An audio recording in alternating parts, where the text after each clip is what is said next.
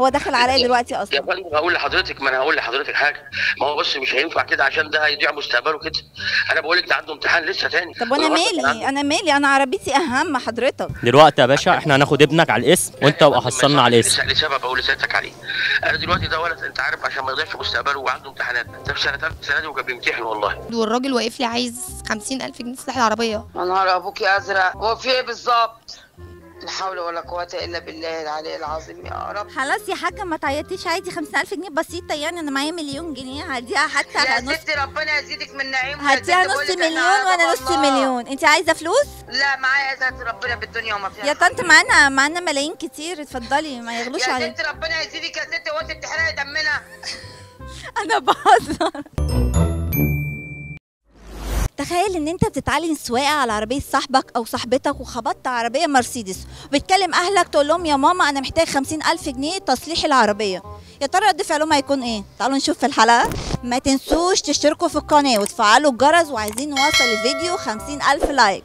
انت قبل كده سوقت عربيه حد من صحابك، خبطت عربيه لقيت الست نازله تشرشح لك؟ لا مره كنت بجرب يعني اسوق كده فخبطت عربيه. ده المقلب اللي احنا هنعمله. ده المقلب هنعمله تمام ماشي هنعمل في مين؟ عايزين نعمل مقلب في مامتك او باباك ان انت بتسوق عربيه صاحبك وبعدين خبطت عربيه واحده، وفيها واحده نازله تشرشح لي وبوظت لها الاكسدام، ودي عربيه مرسيدس بقى ودي 2020 ومصيبه. يعني لو خبطت لها فانوسين واكسدام تصليحها بكام مثلا؟ مش اقل من 50,000 مثلا. طب خلاص يلا بينا. اتوقع ان اهلك ممكن يدعموك او يقفوا جنبك ماديا، ولا ممكن يسيبوك تمشي في اجراءات قانونيه بقى، تروح اسم بقى، تروح في اي 60 داهيه؟ ان شاء الله يسوينا مش في الاجراءات القانونيه.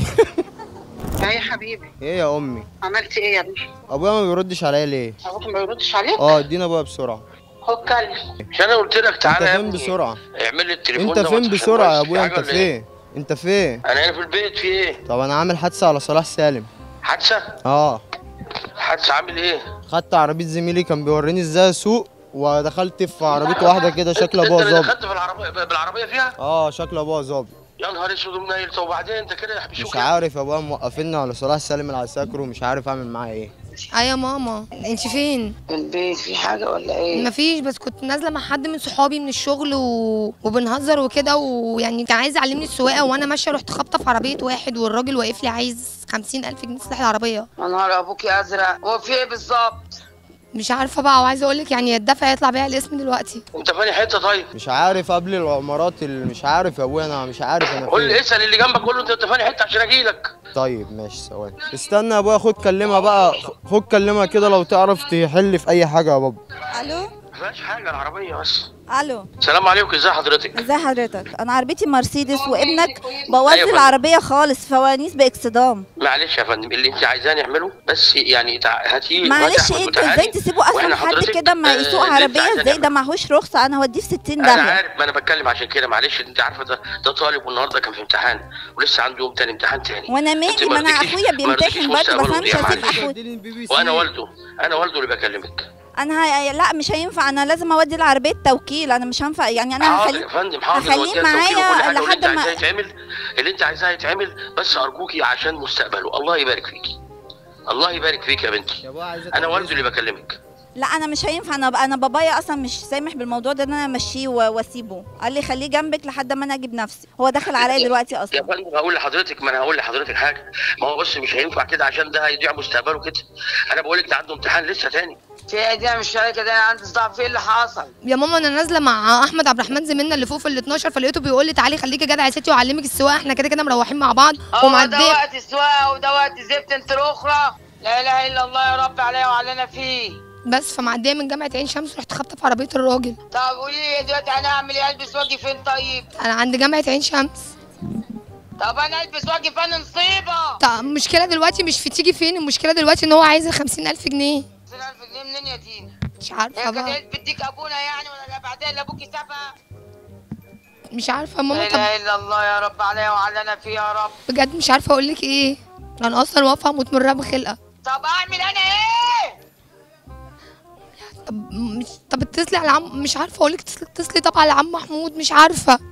طب قولي لي انا اعمل ايه؟ قولي لي انا اعمل اجيب انا منين 50,000 زفت؟ لا دي السنين السوداء عليا وعلى اللي جابوني. طب وانا مالي؟ انا عربيتي اهم حضرتك. ما انا قلت حضرتك عربيتك انت حضرتك عندك عربيه؟ انت عندك عربيه؟ احنا ما اتاخرناش يا فندم. حضرتك عندك عربيه؟ انا بقول لسيادتك رجاء مني. حضرتك لو حد خبط عربيتك انت هتسامحه؟ هتقول له مسامح كريم وتسيبه؟ لا يا فندم انا ما قلتش كده، انا بقول ان احنا هنصلح لك اللي فيها. دي مصيبه. ده الاكسدام لوحده داخل في 20,000 جنيه، والفوانيس لسه هتيجي استيراد، يعني الفانوس لوحده ب 15,000. يا فندم انا بقول لسعادتك يعني احنا ده دلوقتي مستقبله انت عارفه دوت في كليه وفاضل له امتحان تاني لسه. طيب حضرتك هتدفع لي ثمن تصليح العربيه في التوكيل؟ هتيجي معايا هتدفع لي 50,000 جنيه او مهما كان الرقم؟ كل حاجه هنشوف كل حاجه واجي معاكي وان شاء الله بيبقى بالخير يا رب. انت معاك 50,000 جنيه؟ مديها 50,000 جنيه انت لسه شفتي فيه ايه حضرتك؟ الو يا ابويا. ايوه يا ابويا انت هتعرف تتصرف في المبلغ؟ ايوه هاتها بس وتعالى هات الست وهات. لا انا مش هاجي، انتوا تيجوا لي على الاسم وتدفعوا لي الفلوس هناك. لا الاسم ما ينفعش يا فندم، الاسم مش عايزين ندخل الاسلام. احنا بنتكلم انا وانت سيادتك اهو، احنا بنتكلم انا وانت هنروح شوف تصليح ايه وهنعمله. خلاص عامة الظابط اهو جه. ايه يا ماما؟ نعم. طب كلمي صاحب العربيه. الغم اللي انا فيه. استني، طب كلمي الراجل. طب صاحب العربيه. لا حول ولا قوه الا بالله العلي العظيم يا رب. ايه يا فندم؟ ايوه السلام عليكم. وعليكم السلام، ازيك يا حضرتك؟ الحمد لله. زفت. بصي يا حضرتك لسه خابطه العربيه دلوقتي وانا مش عارف اعمل معاها ايه. طب قول لي يا ابني انا اعمل معايا ايه؟ انا وبنتي. ايوه بصي العربيه بصي 50,000 جنيه. واحد جه تمنها دلوقتي على 50,000 جنيه. طب هتأمنها 50,000 جنيه واحنا قاعدين على بنك فلوس. طب انا اعمل معايا ايه وايه دلوقتي اللي حضرتك؟ خلى المدينه امها تسوق هي؟ طب انا دلوقتي ممكن اطلب لها الحكومه حضرتك، انا عربيتي غاليه. بالتالي مش اغلى من بنتي يا حاج. طب ماشي، طب انا اعمل ايه يا حضرتك دلوقتي؟ طب انا ايه اللي عندي اعمله؟ انا جواتيها الاسم وانا لابسه وجايه. يعني هتصل دلوقتي اتصل بالحكومه طيب حضرتك؟ اتصل وانا لابسه وجايه، ما بجمله الغم والقهر اللي احنا فيه. بجملك انا نازله. سلام. السلام عليكم. مين ساعتك الظابط يا فندم؟ دلوقتي ابن حضرتك خبط العربيه للانسه ايوه يا فندم ومعهوش رخص. طيب انا بقول لسعادتك انا دلوقتي قلت لها انا وانت تعالي نروح التوكيل او البتاع اللي انت بتصلحي فيه ونشوف العربيه هتحصل لها ايه ونعمله. ما مش هينفع يا فندم. ضرر ودخلك شر يعني يبقى المصالحه اللي انتوا بتعملوها في القانون يعني. خدت بال حضرتك؟ دلوقتي يا باشا احنا هناخد ابنك على الاسم وانت ابقى حصلنا على الاسم. لسبب بقول لسيادتك عليه. انا دلوقتي ده ولد انت عارف عشان ما يضيعش مستقبله وعنده امتحانات، ده في سنه ثالثه السنه دي وكان بيمتحن والله. طب احنا هنعمل ايه طيب يا فندم؟ هو بياخد العربيه بتاعت زميله ليه ويخبط عربيه الانسه ليه طيب؟ زي اخوك او زي ابنك. انا بس يعني رجاء منك عشان يتعلموا البلد دي لازم تنضف. سؤال ساعات يا فندم انا بقول لها التصليحات نعملها. هي مش عايزه تتنازل عن حقها. ما هي قالت لي ماشي لو هنصلح. لا احنا هنروح على الاسم وهناك نصلح. خلي بالك ابنك هيتحبس على طول. طب ما انا بتكلم عشان ما أنا كده بفهمك. انا بكلمها عشان كده انا بقول لها احنا لو الاسم كمان لما بيكون في حوادث زي دي لو في تصالح بيتعمل تصالح كده من بعضيهم بيصلحوا العربيه وخلاص الموضوع. ده 50,000 حاجه بسيطه حضرتك يعني. 50,000 حاجه بسيطه صحيح يا ابني على الله صح. ما هو اللي ده طعم المرار. طب انا اتصل يعني بالحكومه حضرتك؟ الو ايوه يا حاجه. الو ايوه انا مدام صاحب العربيه اللي خبطتها بنتك. طب يا ست الكل انا بنتي خبطت عربيه. طب ماشي ده مبلغ بسيط قوي تافه يعني 50,000 جنيه يعني مش معاكي 50 بالنسبه لحضرتك وربنا يزيد الناس من نعيمها يا ستي. احنا على باب الله. انا لابسه وجايه اما اشوف اخره الغم والعيشه القهر. طب ما فيش يعني في الدرج عند حضرتك 10,000 5,000 كده في يا الدرج؟ ريت والله يا بنتي ما كان ده بقى الحال. معايا ستر ربنا انا وبناتي. ما فيش ذهب؟ يا بقولك معانا ستر ربنا ده اللي موجود معانا. هي قالت ان انت مخبيه فلوس. والله يا ريت لو معايا والله العظيم افديهم بالعمر كله. انا هلبس وجايه لا انت هتروح على انهي اسم كده ان شاء الله. لا خلاص ما تجيش. لا خلاص ده يا حاجه انا هطلعها خلاص مسامحاها.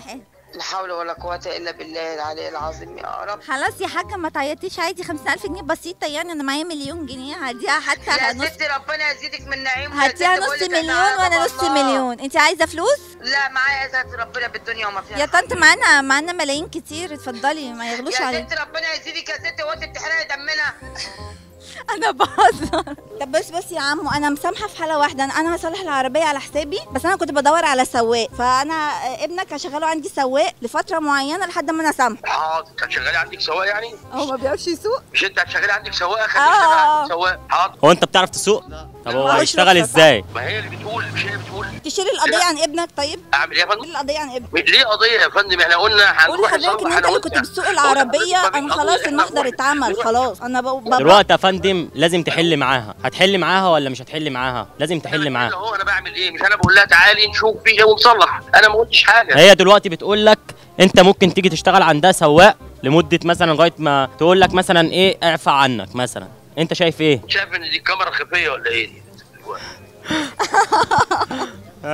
بس انت طيب يا عمو، بنرخم شويه. بنتك بتهزر. الو يا ماما ده برنامج على التلفزيون والله كنا بنهزر، ما تزعليش حاجه عليا. بتهزري؟ والله كنت بهزر معاكي، ما تزعليش حاجه عليا بجد والله يا ماما. عايزه اقول لك ربنا يخليكي ليا، قومي قفلت السكه في وشي. لا لازم تكلميها الصلاحيه دي، مش هتدخلك البيت. مش هترد على التليفون تاني؟ يا رب تردوا بس. خلاص والله بجد عايزه اقول لك شكرا يا ماما بجد والله، ربنا يخليكي ليا يعني ان انت حتى ما بعتينيش. ما تخيش الا ادب. طب خلاص يا ستي ماشي. هجيب لك جاتوه، بتحبي جاتوه؟ هجيب ماما جاتوه. خلاص والله هجيب لك وانا جايه جاتوه. طب خلاص بقول لك اعصابي تلفان. خلاص ماشي. احنا اسفين. باي باي. كاميرا خفيه ولا ايه دي؟ كاميرا خفيه. تعالى باباك يا عيني قلقان يا عليا. حاج، طلعت على التلفزيون وحققت لك حلمك. ماشي يا عم. انا عرفت من صوت زميلك ده المذيع ده انه مش ضابط، وهي لما عرفت مثلا الاخيره دي اما قال لي تشتغل عندها مش عارف لغايه ما ايه، فهمت ان هو الموضوع تهريج يعني. هيقول كده. هو عمال ما ياخد على الحوار.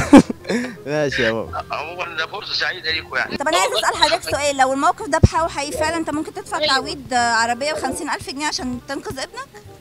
ايوه طبعا ندفع عمرنا، بس حرام عليكي انت وقعتي لي اعصابي وده ابني فاضل له امتحانين وفي سنه ثالثه واتمنى يعني حرام عليكي، حرام عليكي والله وقعتي لي اعصابي، حرام عليكي. طب كنت تسيبيه قولي له روحي اتأدب شويه، روحي القسم ايوه وبتاع، هنجيب لك سندوتشات. عارفه نروح القسم اوديه القسم امتى؟